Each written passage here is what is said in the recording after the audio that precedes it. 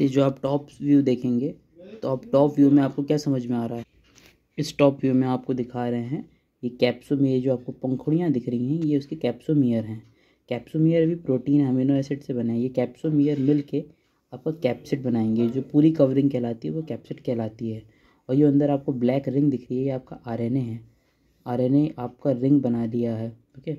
और ये जो बीच का ये डायमीटर है इसमें लिखा हुआ है 40 एंगस्ट्रॉम है। ये सेंट्रल कोर कहलाता है आपका। और ये जो पूरा आप इसका ये जो सर्कल बन रहा है इसका डायमीटर 180 एंगस्ट्रॉम है। और ये जो आपको माइक्रोस्कोपिक व्यू दिखेगा जो ये आप देख रहे हैं ये है इसकी लंबाई 300 एंगस्ट्रॉम, ओके। प्रोटीन कोट जिसको हम कैप्सिड भी कह रहे हैं। तो इतना आपको समझ में आ गया होगा। अब आगे बढ़ते हैं। आपने स्ट्रक्चर देख लिया, अब आपको इलेक्ट्रॉन माइक्रोस्कोपिक व्यू दिखाते हैं। वो ऐसा दिखा था और ये उसका सोर्स है इमेज का। आगे देखते हैं। आगे अब इसकी लाइफ साइकिल बहुत ज़रूरी है। टीएमवी वायरस का पार्टिकल आया, वो कहाँ गया, प्लांट की बॉडी में उसकी चोट के थ्रू अंदर घुस गया। अब उसने क्या किया, अपना प्रोटीन कवरिंग, प्रोटीन कोट यानी कैप्सिड को शेड करके, उतार के, झड़ा के अंदर चला गया प्लांट के। आरएनए पॉजिटिव मतलब आरएनए का एक आरएनए जो होता है वो सिंगल स्ट्रैंडेड होता है और डबल स्ट्रैंडेड भी होता है, पर यहाँ आरएनए प्लस स्ट्रैंड गया अंदर।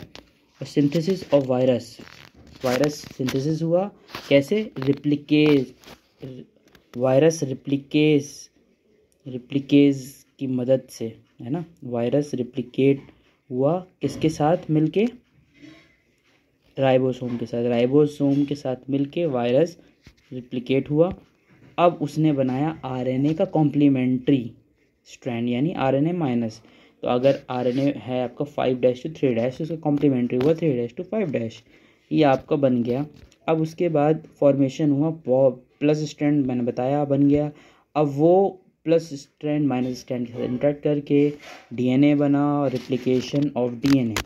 यानी यहाँ पे क्या हो रहा है, डीएनए से आरएनए बनने को बोलते हैं हम ट्रांसक्रिप्शन। तो यहाँ पे रिवर्स ट्रांसक्रिप्शन हो रहा है, रिवर्स ट्रांसक्रिप्शन हुआ। फिर उसके बाद हमारा ये होस्ट राइबोसोम के साथ मिलके ये हमारा कोट बनाएगा, प्रोटीन कोट। तो यहाँ बेसिकली देखा ना हमने क्या, शेड पूरा अपनी कोट उतार के आया था अंदर, क्योंकि कोट के साथ अंदर नहीं आ सकता। जैसे मंदिर में चप्पल पहन के नहीं आ सकते, तो इसकी ये बॉडी के अंदर ये कोट पहन के नहीं आ सकता, तो कोट उतार दिया। बाकी अंदर ये प्रोसेस जो हुआ वो कोट बनने का हुआ। जब कोट बन गया, अब इसके आगे आप देखेंगे तो ये फिर से कवर कर लेगा प्रोटीन की कोट जो है वो आरएनए को। ये आपस में असेंबल होकर डीएनए पूरा बन गया, आरएनए टीएमवी वायरस बन गया और टीएमवी पार्टिकल फिर से दूसरे प्लांट को इन्फेक्ट करने के लिए रेडी है। नाउ हम आगे देखते हैं डिजीज़ साइकिल। डिजीज़ साइकिल में क्या होता है, जो अभी लाइफ साइकिल है वही डिजीज़ साइकिल का ही, जो डिजीज़ साइकिल है वो लाइफ साइकिल का पार्ट है।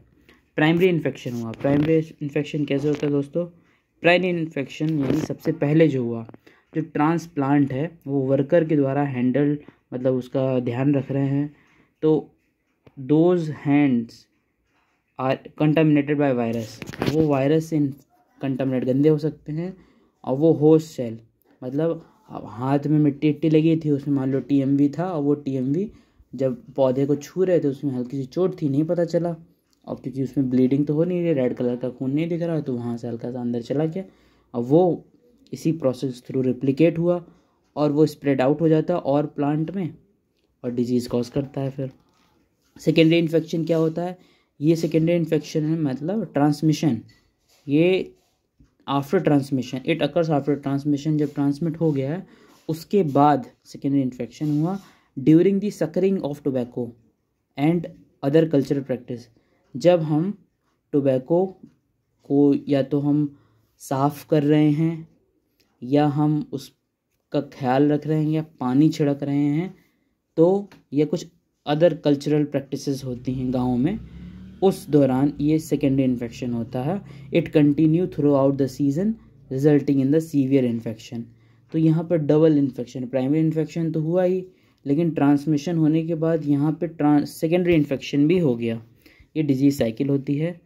अब आगे हम देखते हैं डिजीज़ साइकिल में आगे क्या होता है।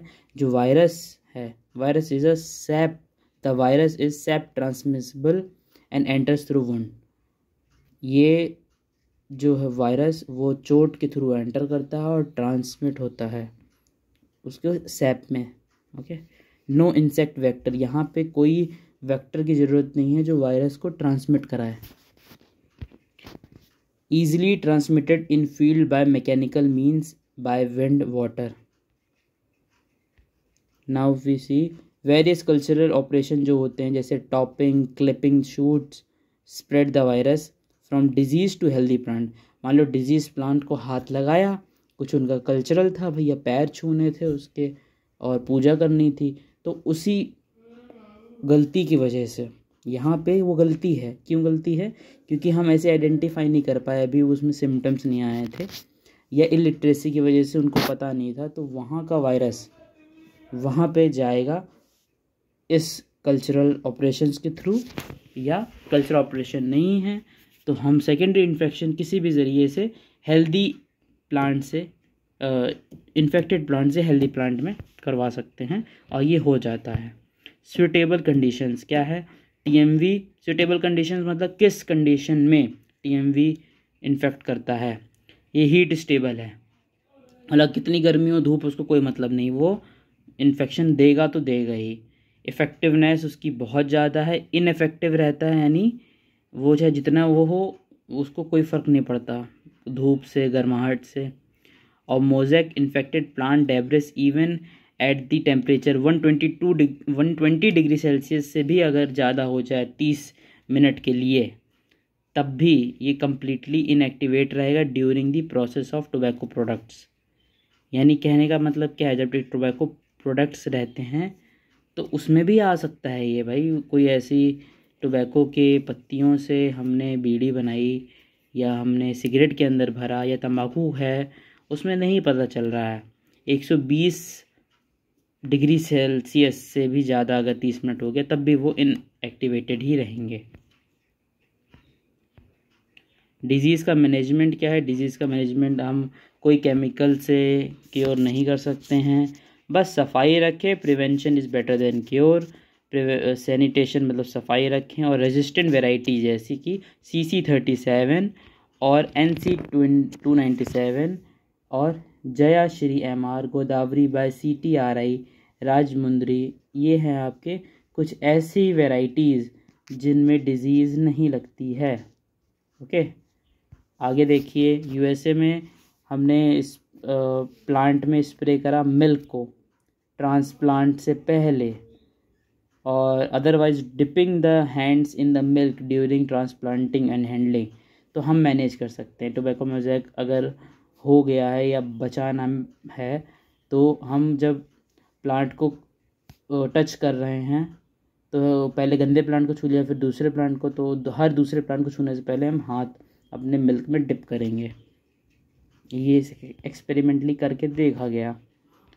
परचेज़ हमें क्या करना है? Virus free plant. हमें अगर नहीं पता है कि अब मोज़ेक बन जाता है तो डिजीज़ है, हमने ले लिया, तो ये नहीं करना है। The field should be weeded, मतलब हमें the field should be weeded thoroughly and regularly roughing should be done. Weeded का मतलब क्या है?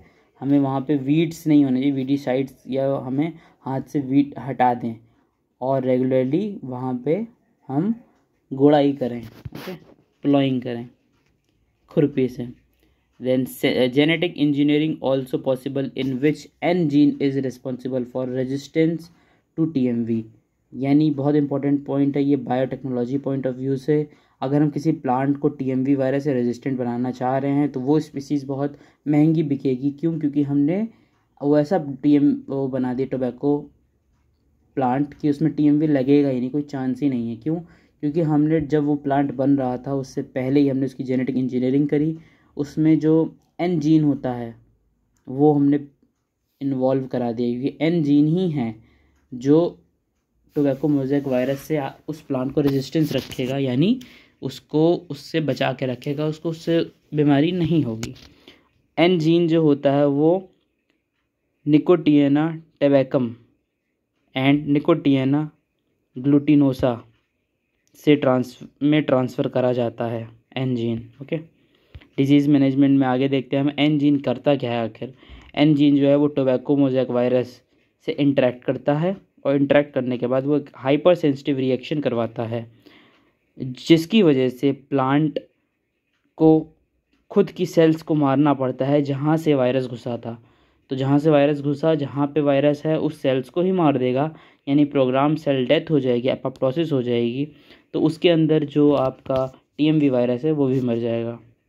ओके, तो ये है कि आप एनजीन अगर इंट्रोड्यूस करा दिए तो उसको टोबैको मोज़ेक वायरस एंटर हुआ बट डिजीज़ कॉज नहीं करेगा, क्योंकि इस मैकेनिज्म के थ्रू वो उस सेल्स को मार देगा। उस सेल्स के अंदर जो वायरस होंगे वो ऑलरेडी मर जाएंगे। सब्सिक्वेंटली देखा गया लेसेंस यानी injury form only on inoculated leaf. Inoculated leaf मतलब ऐसी leaf in which antibodies are released after introduction of virus in it.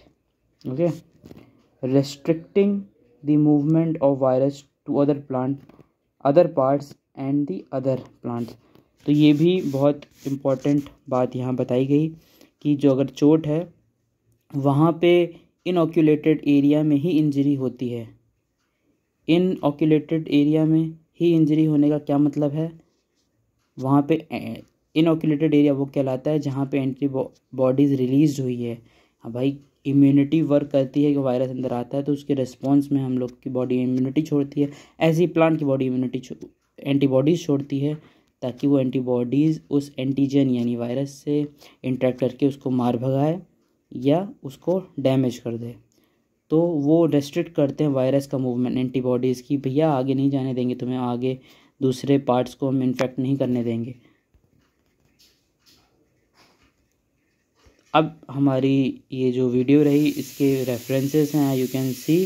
तो thank you so much for watching this video. Share with your friends if you found it very educational and keep supporting. Thank you so much.